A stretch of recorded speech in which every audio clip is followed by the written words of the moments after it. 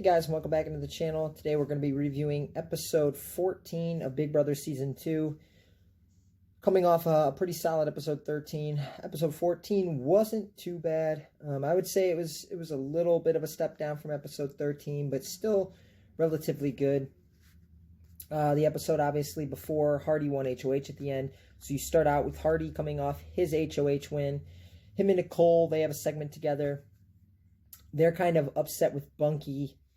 And Hardy believes that Bunky's being kind of needy because Bunky is going around the house, particularly to Nicole, questioning what Hardy's going to do. He's really he just comes across as very whiny and very desperate and very needy in this, like in the beginning of this episode. And really it's in a situation where it's not really needed. I mean, he's been in a good position. He's still in a good position. And he's never been nominated before. But I think the way he reacts and the fact that he has some uncertainty about what's going to occur later in the week, he comes across to Nicole very, very needy and whatnot, and I think that ultimately does hurt him in the long run. It definitely upsets Hardy. It definitely, turns Hardy off on him and really makes him question Bunky and his toughness and whether he really deserves to be in the house or not. One thing I found really annoying about Hardy in this segment is he goes on to say that, like, the nominations are not set in stone at this point. He's telling Nicole this, who's, one of his closest allies, so it's not like he's lying to her. And he goes on to say that the nominations this week are going to be so surprising. Like, he's got this look on his face, like he's so proud of himself. He said, his quote is, "My nominations this week are going to drop America's jaw." Is that accurate? Do we think that's what's going to happen here? Because if that's the case, if the nominations are going to drop America's jaw, then he better fucking nominate Krista and Nicole. That better be his nominations, because that is the only potential nominations that would drop my jaw. Well, I predicted Kent and Will would be nominated last episode. Monica wouldn't surprise me 100%. Bunky wouldn't surprise me after what's been going on in this episode. So it's like, okay, so Hardy, you're telling me you're going to nominate at least Krista and potentially Krista and Nicole, because that's the only thing that would drop America's jaw.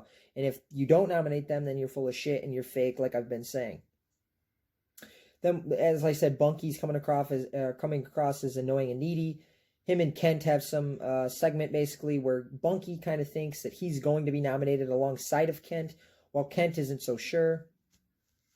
Bunky really does come across as whiny in this episode. There is one moment where he does have a strong... There was like a segment in this episode, kind of in the middle, where he comes across as pretty strong, and I enjoyed the segment. But for the most part, particularly early in this episode, he is very whiny and very, very just put off. Like, I'm very put off by his demeanor in the beginning of this episode. Then we have a segment with Krista, Hardy, and Monica. They're sitting on the back patio where they all like to smoke, as always. And you get the first reference of apparently they're a group called the Untouchables. I don't believe this has been referenced in the past. Obviously, I knew Krista and Hardy were close, but I didn't necessarily know anything about the three together. I knew Top, but I did not know there was a sub-alliance to that alliance called the Untouchables. Although Hardy goes on to say that, like, the alliance, yes, it exists. Yes, it's got a name and whatnot, but it's not really as strong as the girls perceive. He says that he's honestly more closer to Krista and Nicole than he is, so that leaves Monica out. So in terms of the Untouchables, it's not a real strong alliance in Hardy's eyes. One thing I noticed honestly, I won't get too much into it because I'll get into it in an episode further down the line. But let's go back to it. Krista is the one that's actually talking about the group. In their diary room session, she's talking about the group, the Untouchables. You know who's not in that group? You know who she is clearly not looking out for? Will. What happened to Will? What happened to when Boogie's leaving the house last week, and he tells Krista in her ear, he says, "Take Will with you." She's like, "Oh yeah, I will." She ain't looking out for Will. She can sit here and play the innocent nice card, and she's just friends with everybody. She's deceptive. She's playing the game. Kent is right. Her being in the middle and friends with everybody is a strategy. She wants it to come across as, oh, no, it's not a strategy. It's just me being nice. It's me being friendly. And she's, how dare you, Kent, for, turn my friendliness against me and say I'm using it as strategy. Well, this right here proves to me that whether it's a conscious effort or not, it is strategy, because she is not including Will in this group. And she's supposed to be Will's greatest ally. I mean, I thought that to be interesting, and I didn't necessarily remember that was something that played a part in the season. I kind of always, in my mind, I hadn't seen the season in a while, so I always thought Krista was pretty honest and pretty sincere and was just this innocent, friendly girl. But you see here, it's not true. She's making alliances, and she's not letting Will know about it, who, again, is supposed to be her greatest ally in the house. Then, again, Krista playing the game. The next segment, you have, I believe it's Nicole and Hardy sitting in the back bedroom. Krista comes in and basically says Kent's outside, saying that you are not pulling your weight, that you're like the weak link of top. And obviously that sets Hardy off. He doesn't confront Kent about it. At least we don't see him confront Kent about it. But again, it's Krista playing the game. She goes, whether it's true or not, we don't see. Is it true? I'm assuming it is, because Kent and Hardy are not on great, they're not getting along too well right now. But Krista is playing the game. There's no doubt about it. Then we have the food competition, which I gotta admit was absolutely disgusting. It was entertaining to watch to a degree, but then also I was having a hard time watching it. Like, I'm kind of queasy to begin with. This was a situation where every house guest earlier in the day had to write down their favorite food, their favorite meal, and in their eyes it was like, oh yay, so if we win whatever reward competition, we'll get the meal. Not so much. It was a food competition, and each member of the house got their meal on a plate in front of them, but the key to the competition was you take whatever was on the plate in front of you and you put it in a blender, and it turns into a disgusting drink, and you have to drink it. If you fulfill that and you get it done, then you win food for your house on the given day that you were selected. If you don't complete the task that day you were selected, the house guests are all on PB&J. Hardy's freaking out before he basically says, you guys all know how much I like food, so if you don't complete this competition, my nominations are not set yet. If you don't complete this, it could play a role in my nominations. Again, Hardy's full of shit, because what ends up happening is, out of all the house guests, the one and only person that does not complete the task is Krista. And guess what happens after the food competition? Hardy goes up and hugs Krista. It's okay, it's okay, it's okay. You know who he doesn't hug? Kent. And Kent says in the diary room, he says, basically that speech at the beginning meant nothing because Krista didn't complete the task. By what you said at the beginning, that should be grounds for nomination. But it won't be, because Hardy's fake, as I've been saying, and he's showing it multiple times in this episode. Then we have a short little segment on Kent, and he's running out of cigarettes, so he's got to try to quit smoking. It's a kind of a stupid segment. I mean, you get a little bit of entertainment with Kent bitching at the diary room, saying that they didn't give him all the things that they gave other house guests, but all in all, it was a filler segment.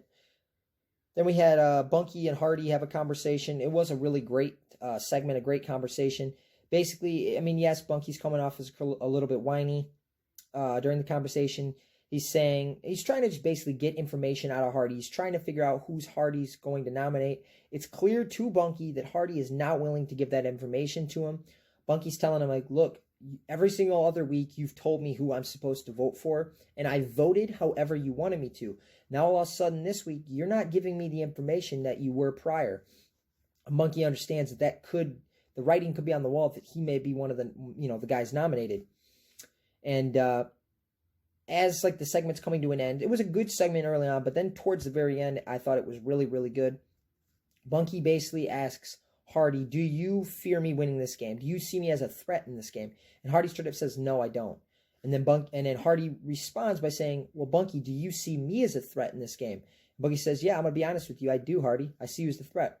And then you get the most disgusting fake response of all time. And he even like doesn't even act like he's not even selling it good. He responds by like he gets all red in the face and then he says, and he stutters. The funny thing is, I'm actually not here to win the game. I'm actually just here to make sure that somebody else does win the game.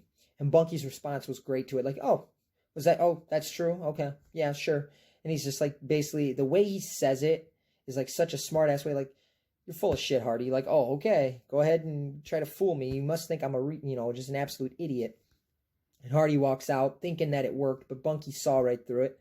And Bunky looks right at the camera and is like, he should fear me in this game, because I am going to win this game. I thought that was a great moment from Bunky. The most I've enjoyed Bunky so far in the season. And Hardy, I continue to like him less and less. He's just so fake.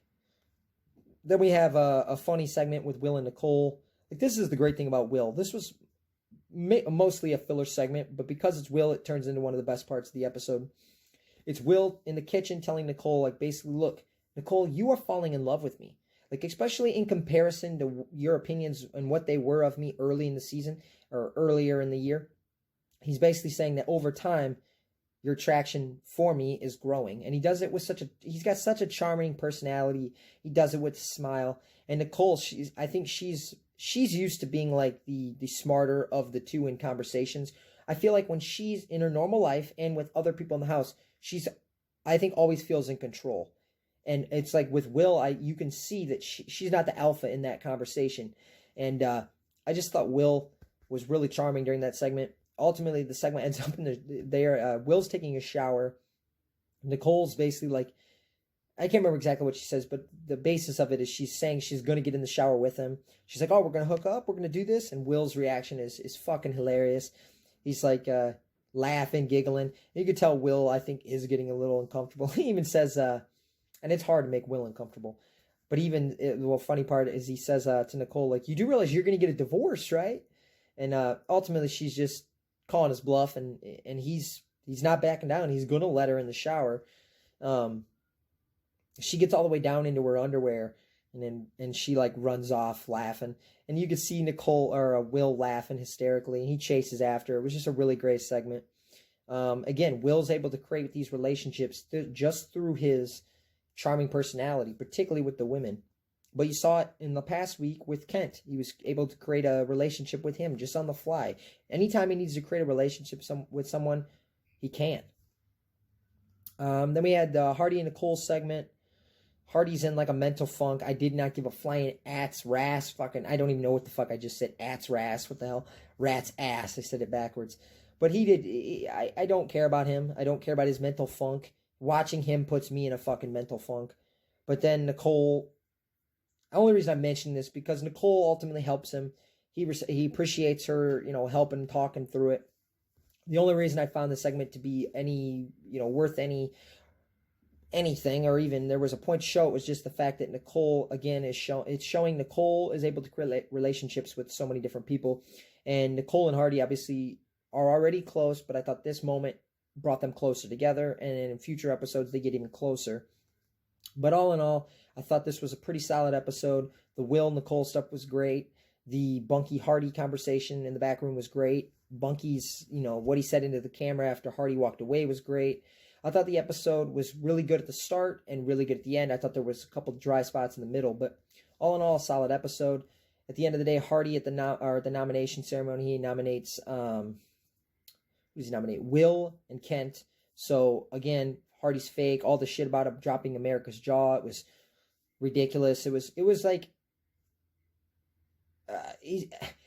if this was like a real show, like a scripted show, that would be like false advertisement. Like, he told you at the beginning of the episode he was going to do this groundbreaking thing and drop America's Jaw, and then he does nothing exciting at all. He does the most predictable thing he could have possibly done. He did what was expected and was the easiest move.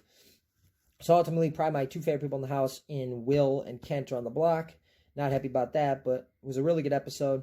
I'm excited to watch episode 15. I'll be back with my episode 15 review tomorrow. And don't forget to like, comment, and subscribe. Episode MVP was Bunky. But thanks for checking in, guys. I'll see you tomorrow.